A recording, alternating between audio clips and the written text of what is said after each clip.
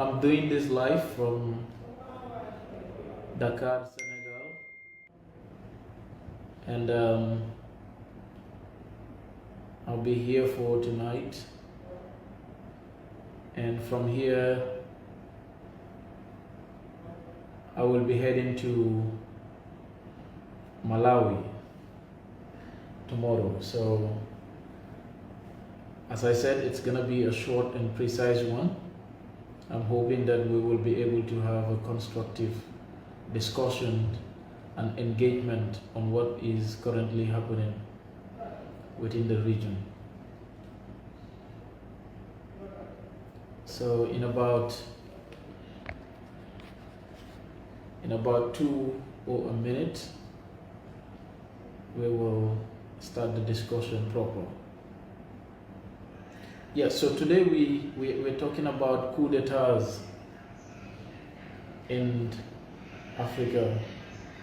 Is it the new hope? So we will be discussing about this in details, giving it a context, but also what is the future that awaits us? What are we really doing? And I hope that we will be able to discuss this. Yes. So to all of you that are here, please share the live so that we can get a wider coverage. We want to make sure that everybody and no one is sidelined, and we can keep a message out there that in one way or the other it's gonna benefit, but we can equally continue to have these discussions among ourselves and everywhere within the continent.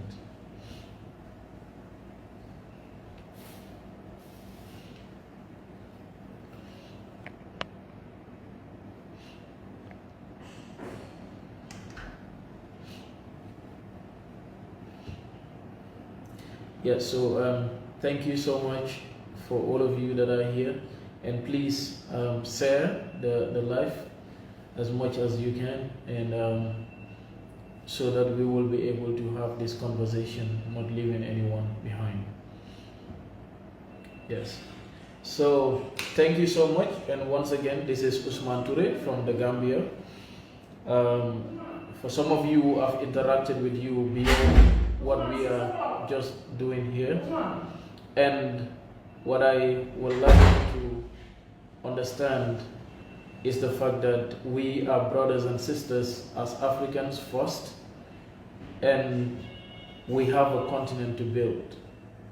All over the continent today, when we look at the current context, we see things that are happening not only in Africa, but equally in different other societies, things that are actually affecting Africans in general. So as a young person, I thought of having this conversation with some of you. On recent past, we've seen military coup d'etats across the West African region. And some of us have gone on the streets or on the internet to chant and to appreciate, to show solidarity and to show support to these military interventions. Some of us have equally gone on the streets, on media, to critique against these interventions. But often we don't get to discuss the real context and issues that led to the rise of these military interventions and coup d'etats across the continent. First, we have to know that military coup d'etats is not something that is new. It's not something that just come from nowhere, from 2021, 2022, 2023. No. We, as Africans at independence, have realized that one of the easiest instrument and tool used by external forces to eliminate the very good leaders that championed Africa's independence were actually removed through military men, turning civilians, turning military men against the vision and pattern set by the leaders that delivered them not only independence, but wanted to take Africa to the promised land, a united Africa, an Africa that is free to produce evenly, but an Africa that is ready to own her own destiny. All of us will remember the military coup d'etat that took place in Togo in the 1963, leading to the death of Olympia. We will equally see subsequent coup d'etats that occurs after this. And we have equally seen the involvement of external forces that were at the time using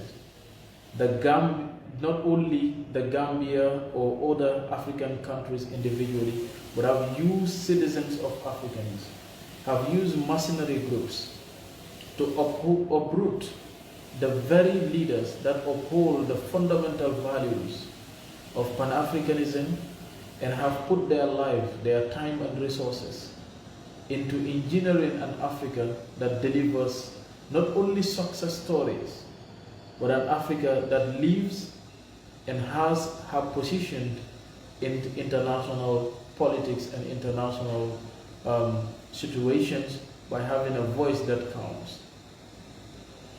Most African leaders that were visionary enough and emphasis leadership, African leaders that wanted to deliver economic progress, African leaders that had sat down and said, we can do it as Africans, and Africa is able to hold the fundamental needs and cater for her own people.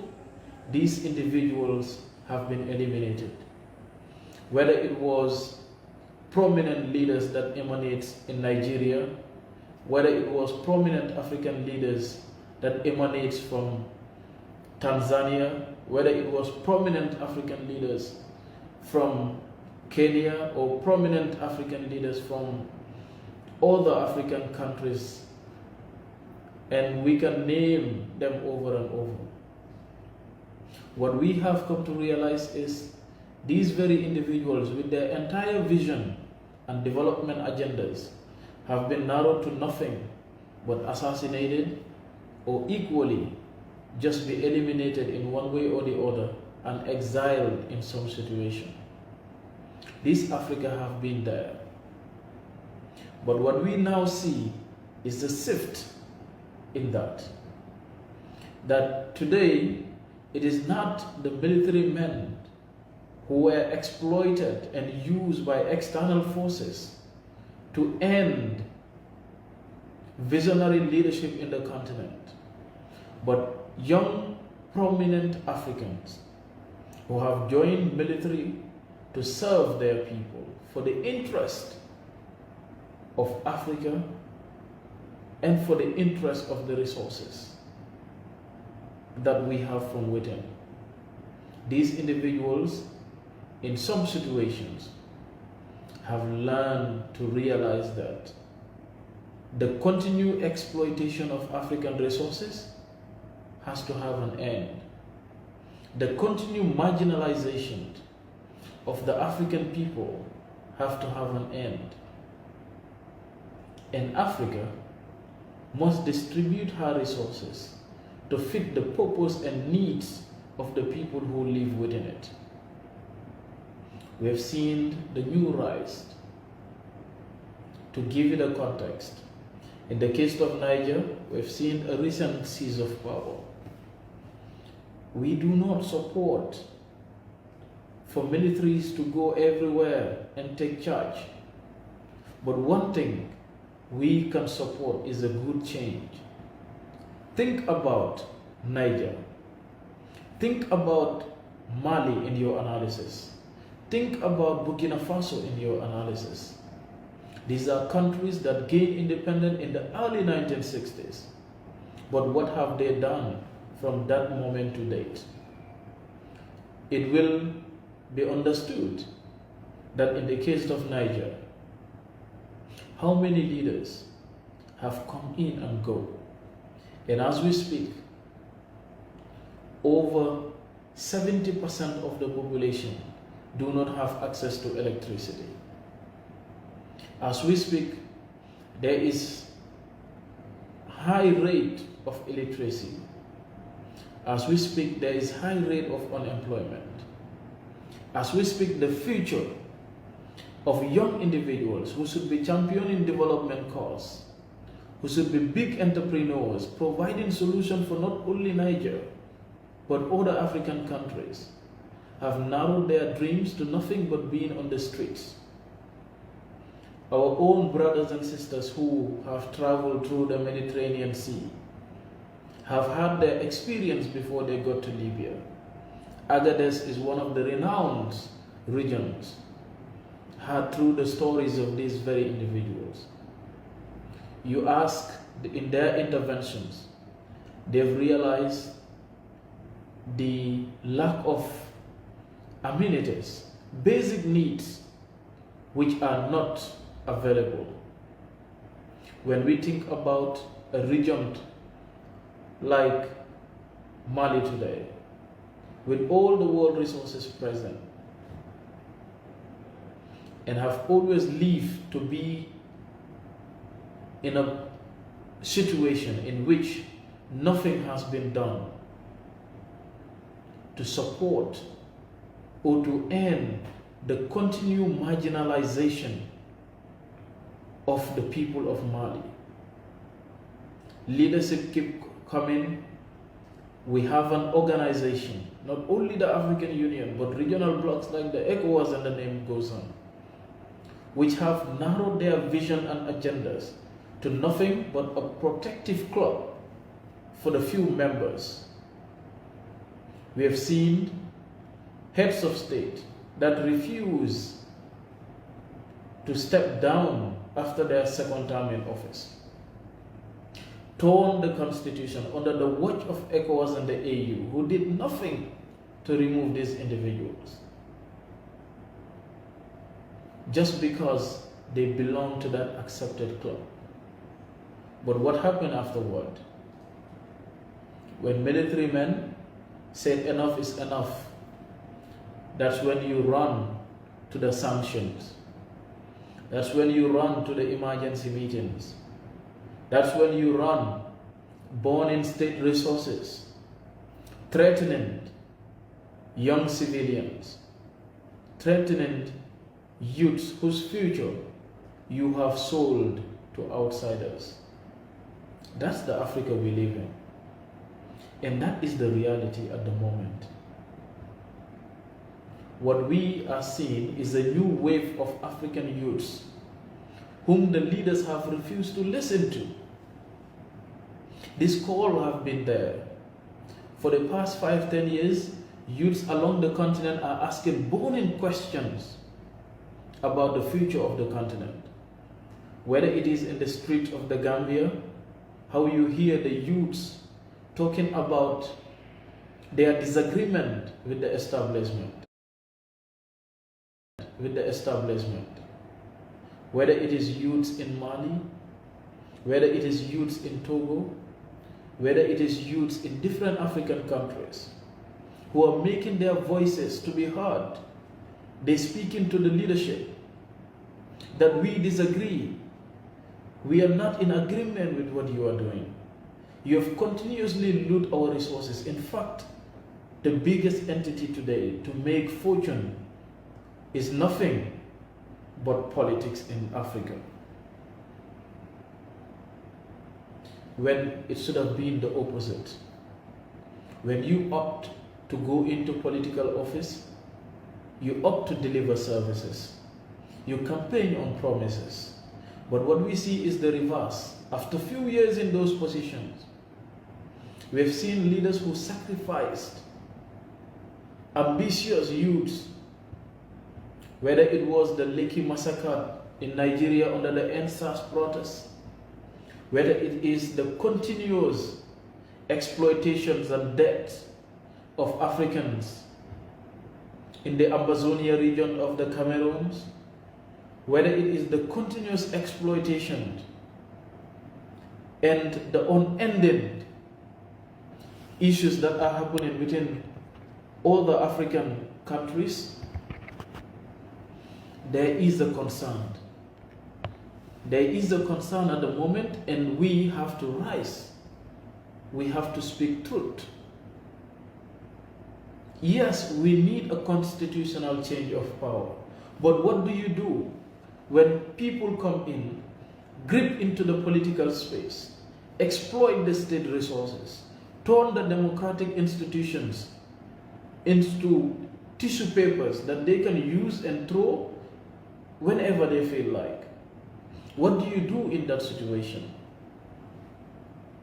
So yes, they can gather and make the meetings over and over, but the voice is hard. And yes, if you do not listen to the cries of the youths, you must be ready to harness whatever comes with it. And that is what Africa is facing today. Think about a country like France, with all the resources that is present in her country today. Most of the uraniums that they're extracting from the African continent is extracted in countries like Niger, Nigeria, and few others. Not that they don't have uranium, they do. They reserve it for the future. They've exploited the very best of their own and have turned to the Africans to save them. And you know what happened with that? What happened is, in as early as 1975, by 1950, for the first time, France has begun extracting more resources than it have or than it produced locally. By 1975, they were doing more of uranium outside of France than they could do within France. Today, they have powered their nuclear powers, they've powered their nuclear programs, they've promised and delivered their people with good electricity, they've promised them that security-wise, you are safe forever. They've promised them many things, and they're delivering to their people. But we equally have leaders who promise us the same thing, yet allow to be used by that same front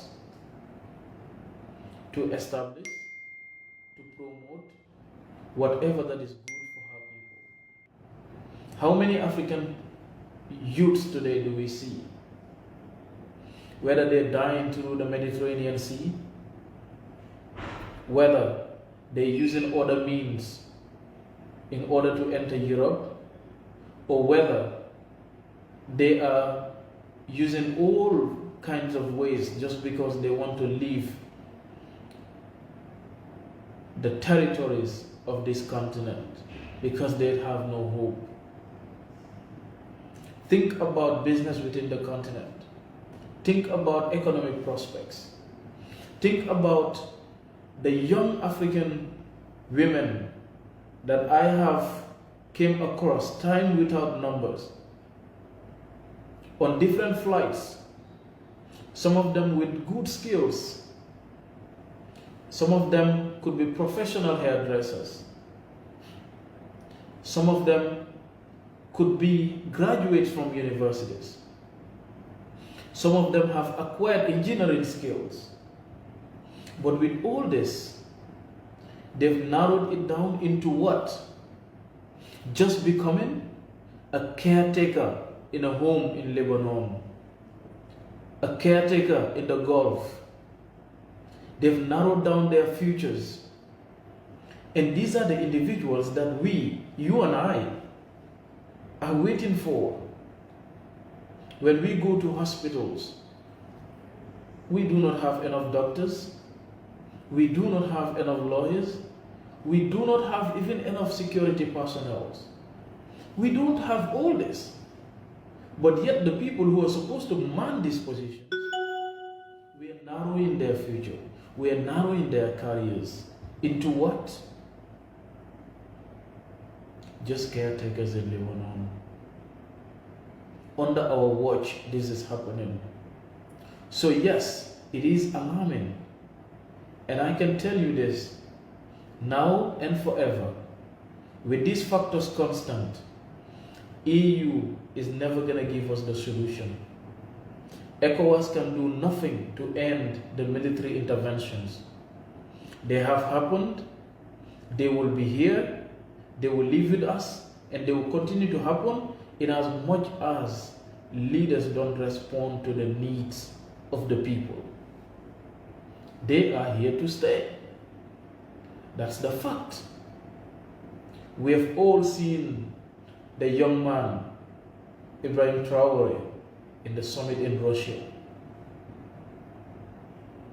as if he had a phone conversation with the ancestors before giving that submission. Indeed, those are the burning questions that young people everywhere are asking. And we must do something about it. It's either we deliberately find answers and provide alternative. Let us respond to the needs, to the desires of the people. They put us in power for a purpose, and that purpose must be met. Governments in Africa must stop to use state resources and institutions for their private gain. And this is what we are seeing across. If you continue to do things that way and still believe that you can be in power forever, that's the biggest joke. These young men have done nothing but liberated their own people. And yes, we are not saying all military men have come in and delivered solutions. Some of them have been worse than civilian regimes. But we just cannot afford to not have a change. That's the fact. There must be a change. People need to see changes happening. Governments everywhere around the world are thinking about their solution first. Solutions for their countries. Today the world, the global discourse on climate change, solutions, and the list goes on. In Africa, the biggest problem is bread and butter. People are not finding it possible to have something to eat. It's becoming difficult in every sector. Yes, you told us to integrate, but yet the unending protocols is killing business within Africa. You look at the continent's internal trade from within. Huge obstacles. How many Africans today can move containers from one African country to another? You don't build an economy that is extract based, leaving a huge margin of your population. And that's why we have the problem. Most African governments, most countries within the continent have narrowed their development agendas and aspirations to nothing but believing that their relation with Europe, their relation with the US, with other areas outside of the continent, is one day going to deliver them development. It does not work like that. Things are written and needs to be engineered. To all the African leaders out there, empower your citizens. Give them space to speak. Make their voices count. Restore hope. Work for their service. Be transparent. Agree with them. Accept to be held accountable. You cannot be doing the opposite of this and still accept or think that yes, you can rule forever. or that your office is a family entity where you come, go, and maybe a brother or a son picks. It does not work like that. The generation of African youths that are here with you today have really found deep and understood these concepts. We know what works and what do not work for us. And that is why it is important for all of us to be the solution wherever, and to be part of not only the conversation, but how much can we put resources to support what needs to be done. We have born in concerned in a tiny country like the Gambia, whose future have been narrowed to next to nothing. What do we do about that? A country that has never experienced civil war, a country that has been stable for the past 60 years, a country that has a river on all ends, access to the Atlantic Ocean,